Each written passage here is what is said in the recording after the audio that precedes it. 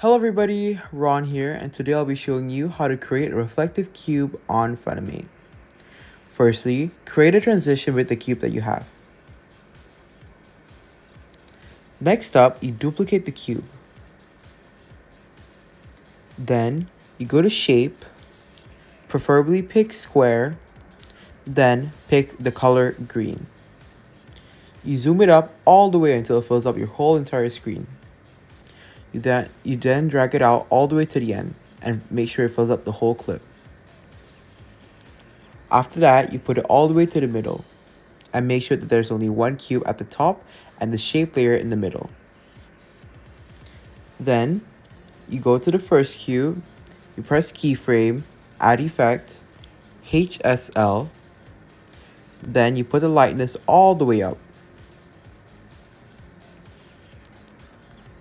Then you go to color and make sure that you make the whole thing blue.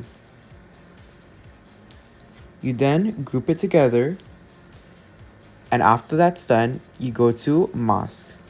You then pick chroma, select the blue color, and adjust it to your liking.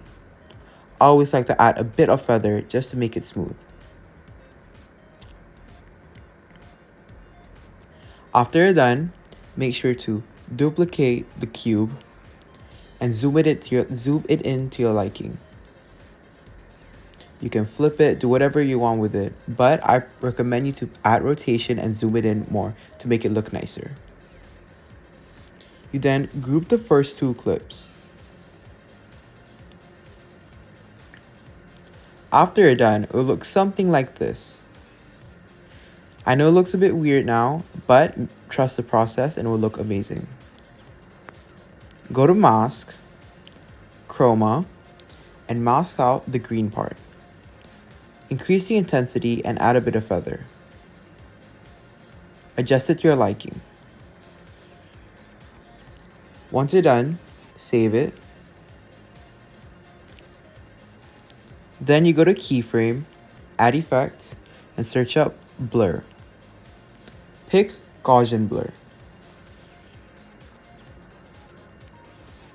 You can increase it to your liking, but I prefer it around 20.